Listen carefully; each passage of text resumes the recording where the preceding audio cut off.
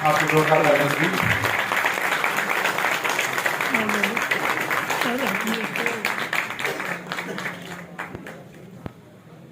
जिस पुस्तक की मैं चर्चा करना था माननीय मंत्री जी, वो पुस्तक आपकी कंप्लीट है। इसके साथ भी चूंकि माननीय प्रधानमंत्री की डेस्क पर जानी है, तो ये इसका आपके साथ एक वर्क हो जाएगा।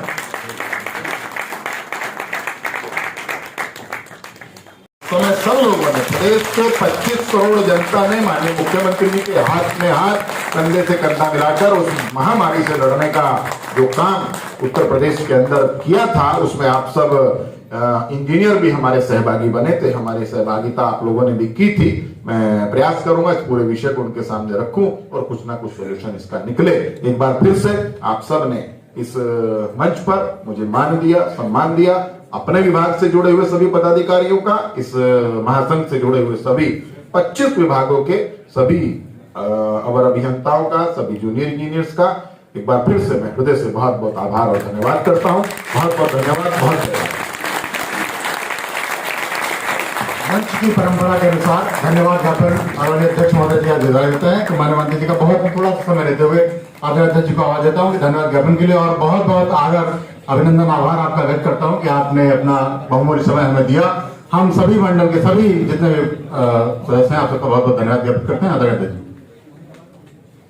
बहुत बहुत धन्यवाद।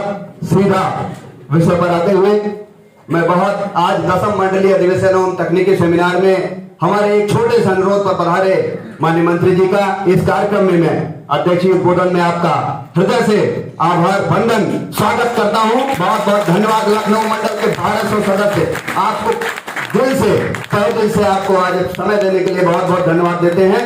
दो पंक्तियों के साथ माननीय जी का आभार व्यक्त करना चाहूंगा कि दुर्गम रास्तों को निरंतर अल्प किया है, दुर्गम रास्तों को निरंतर अल्प किया है, प्रदेश में सड़कों का कायाकल्प किया है, प्रदेश में सड़कों का कायाकल्प किया है। और आज महासंघ आह्लादित है देवबंद शक्तिपीठ वासी को पाकर। आज महासंघ आह्लादित है देवबंद शक्तिपीठ वासी को पाकर, जिसने निज राम नाम का संकल्प लिया है, जिसने निज राम नाम का संकल्प लिया है। मैं बहुत बहुत धन्यवाद देता हूं।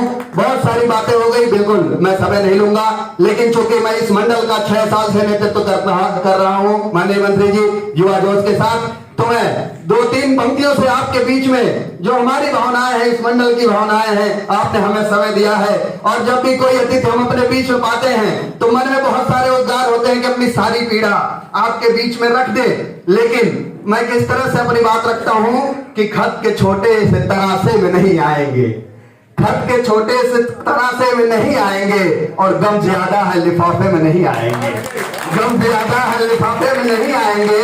और बहुत कम वक्त है मंत्री जी के पास कि मुख्तसर वक्त में यह बात नहीं हो सकती, मुख्तसर वक्त में यह बात नहीं हो सकती। दर्द कितने हैं खुलासे में नहीं आएंगे, दर्द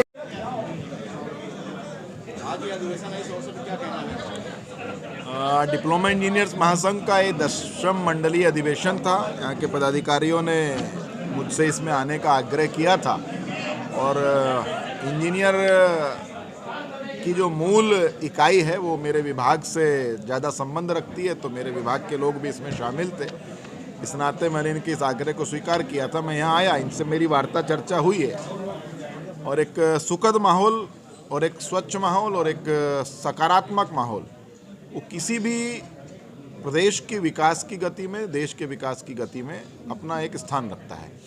यहाँ जितने पदाधिकारीगण हैं उन्होंने एक मांग पत्र मुझे सौंपा है। मैं आश्वस्त करता हूँ इन सबको कि मैं उन मांगों पर गंभीरतापूर्वक विचार करके अपनी सरकार को, सरकार के सभी उच्च लोगों को मैं इनसे अवगत कराऊंगा।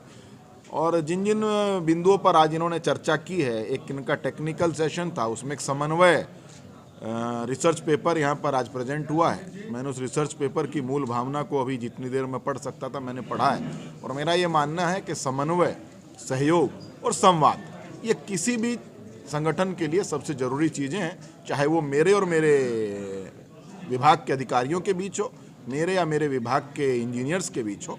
और किसी भी समस्या का समाधान संवाद के माध्यम से बहुत आसानी से निकाला जा सकता है। इस सब पर हम लोगों ने बल दिया है, और ये सब लोग, हम लोग एक तरह से दोनों शासन के एक अंग हैं। यदि हम शासन है तो ये हमारे सहयोगी अंग है।